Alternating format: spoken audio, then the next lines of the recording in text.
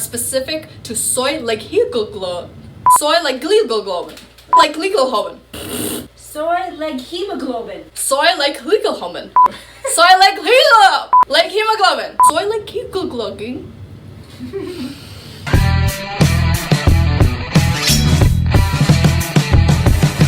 Hey, it's Kat here with xtraOrdinary Athletes, here helping you fit fitness even to the busiest of lives. Now, right off the bat, please hit that like button, hit that subscribe button if you haven't already, and that bell notification button. We really appreciate it. And if you're looking to see contentious and topical issues in fitness and health discussed by some delightful people, check out Fitness Under Fire, a channel where we tackle those issues together. But for today, we wanted to jump in to the topic about the Impossible Burger. And specifically, we're going to be looking at the controversy where we have Vegan Gains versus Joe Rogan and looking at, is the Impossible Burger healthy?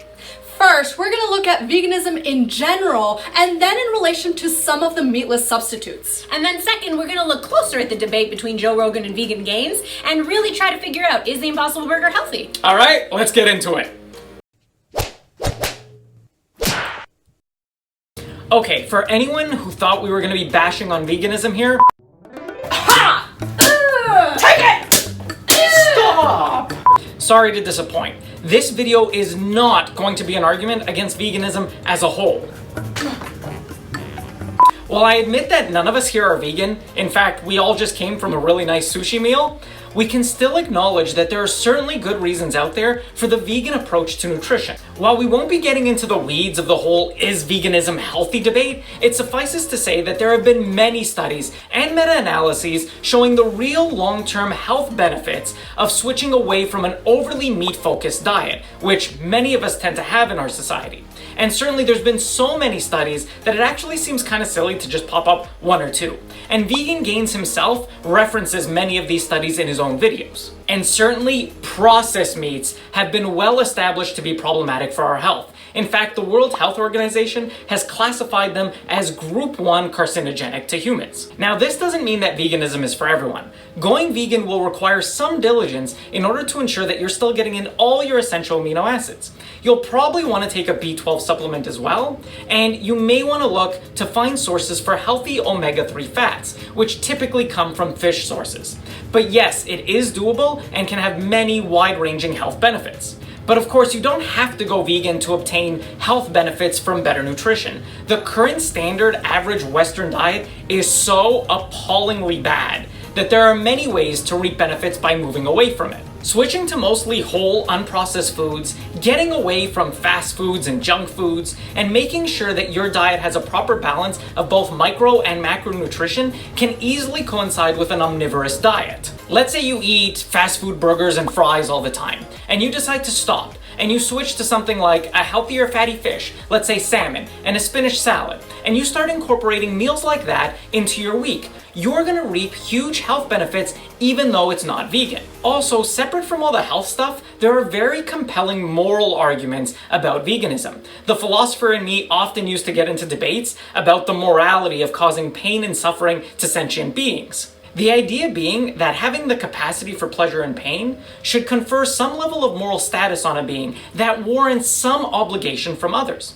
And even if you believe that eating animals is necessary for survival, certainly the factory farming methods that get used in so many situations may constitute a level of needless abuse and suffering on sentient creatures. So yes, there can be a full debate about the health benefits and controversies surrounding veganism, and there can also be a full debate about the moral status of going vegan. And we may actually make a separate video where we dive into some of these nuances.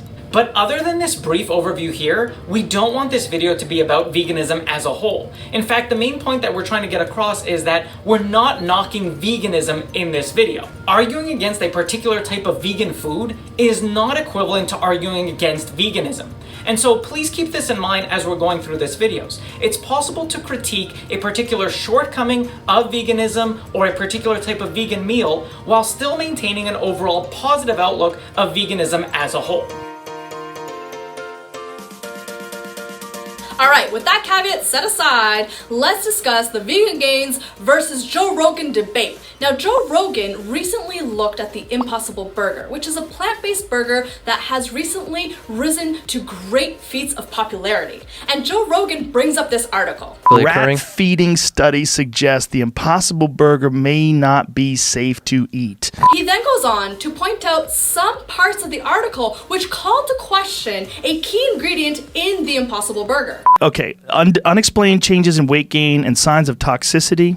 And it said the Impossible Burger is a plant-based burger. The key ingredient, which is a protein called soy hemoglobin, SLH, derived from genetically modified yeast.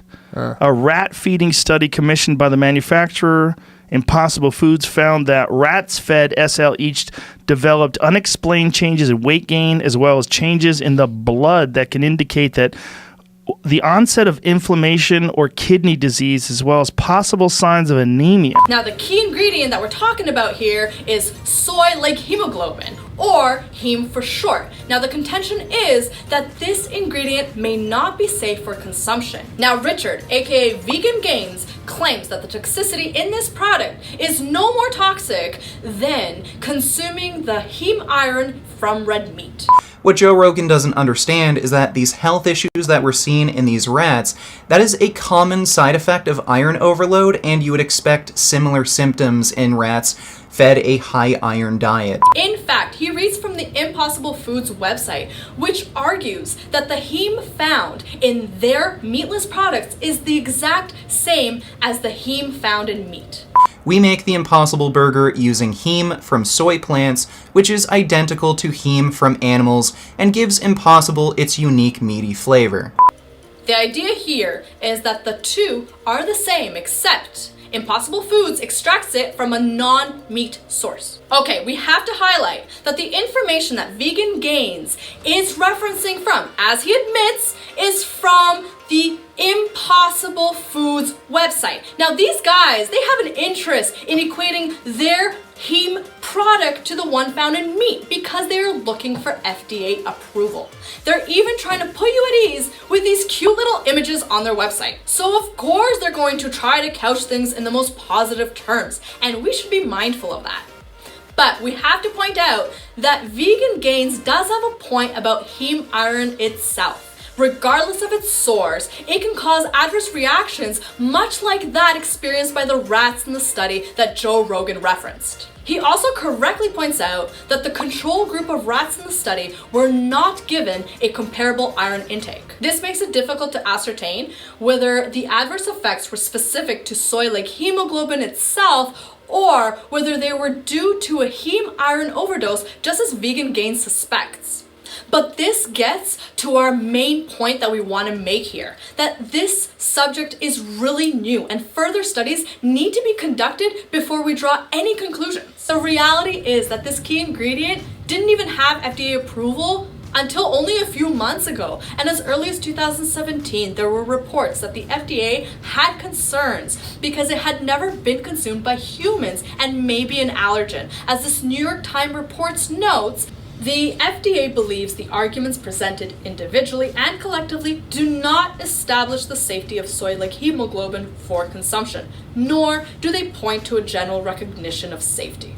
Now, eventually, the FDA did approve of soy-like hemoglobin as a color additive in foods, and this was after another review of Impossible Foods' petition. So, a little weird. Now, there are two important things to point out here. Number one, it is interesting to note that in the lead up to the approval, Impossible Foods ramped up its spending on lobbying the government. In fact, the company disclosed lobbying spending of $270,000. It reported $10,000 in Washington lobbying expenses in 2017, then $200,000 in 2018, and $60,000 in this year's first half, according to OpenSecrets.org data. Impossible Foods declined to say how much of that lobbying was directed at the FDA, with a spokeswoman saying it does not comment on lobbying expenses or strategies. So yeah, take that information as you will. Second, the Center for Science in Public Interest, which is a Washington, D.C. based nonprofit watchdog and consumer advocacy group which advocates safer and healthier foods, has concerns about the FDA's approval here. The Food and Drug Administration should have done a more thorough job in assessing the safety of soy-like hemoglobin, a key ingredient in the Impossible Burger, before reaching its decision to approve it as a color additive for beef analog products that will likely be consumed by millions of people.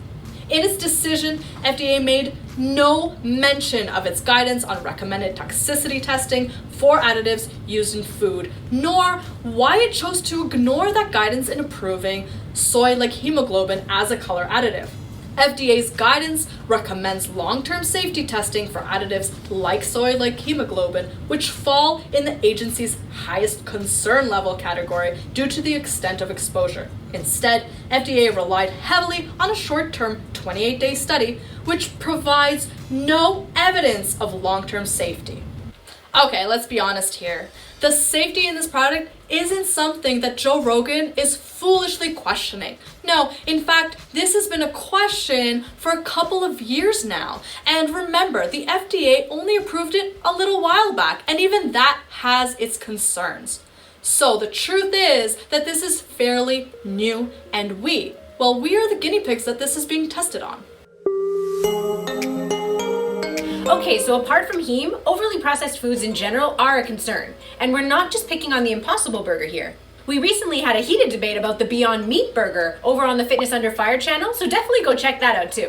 And the point that came out of that discussion is that these are overly highly processed foods, even more so than a lot of meat products. Just some of the ingredients in Beyond Meat includes expeller breast canola oil, refined coconut oil, cellulose from bamboo, methyl cellulose, potato starch, maltodextrin, vegetable glycerin, dried yeast, gum arabic, modified food starch, annatto, and the list goes on. And this has all been well reported.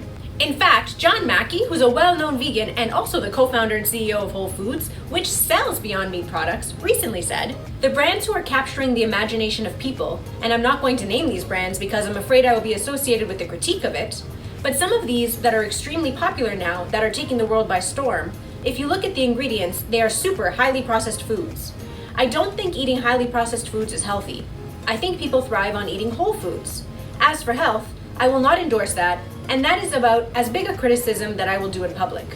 So it really sounds like he was actually holding back further criticisms he has of this product, probably because his store sells the product. And I'm actually surprised that he commented on this at all. But we certainly agree. These are highly processed ingredients blended together into some type of goo meat substitute end product. You see, I am a goo man. What I serve in your school cafeteria is a synthetically modulated plant protein. And if heme iron is a concern, and Vegan Gains points out that it should be, since 1 milligram of heme iron results in a 27% chance increased risk of coronary heart disease, then the Impossible Burger is not a healthier alternative. But now the weird part is that Vegan Gains seems to admit this right at the end of his video. So regardless of your source of heme iron, it's all bad for you. So to answer Joe's question, is the Impossible Burger healthy? Is it safe? No, not really. It's not healthy for you. It is unhealthy, but I wouldn't say it's any less healthy than a normal burger that contains meat. And that's what makes his earlier outrage a little bit confusing, because he seems to be very clear that the Impossible Burger is no healthier than a regular burger. And given how extremely unhealthy he believes a regular burger to be, that's saying a lot. He does correctly point out, though, that this can still be a great alternative for people who are really concerned about the moral issue of eating meat. But otherwise, there doesn't actually seem to be too much disagreement on this topic. It appears that vegans and omnivores alike can agree that no, the meat alternative burgers are not actually healthy. And we generally advise against eating goop as part of any healthy nutrition plan. But seriously, we really do advise against eating highly processed foods as part of any nutrition plan, whether it's vegan or not. Okay, so we hope you found this video helpful, and hopefully we were able to clear up some of the questions surrounding the mysterious Impossible Burger. And obviously going forward, soy-like hemoglobin is going to need to be studied a lot more in depth before we reach any definitive conclusion. And we want to know what you have to say, so let us know in the comments below. Are you planning on trying this? If you're a vegan, do you think this is a good alternative to meat? Let us know. And if you like this video, hit that like, subscribe, and hit that bell notification button as well. Now, also let us know in the comments below what topics of nutrition you'd like us to cover. See you next time. Bye. Bye.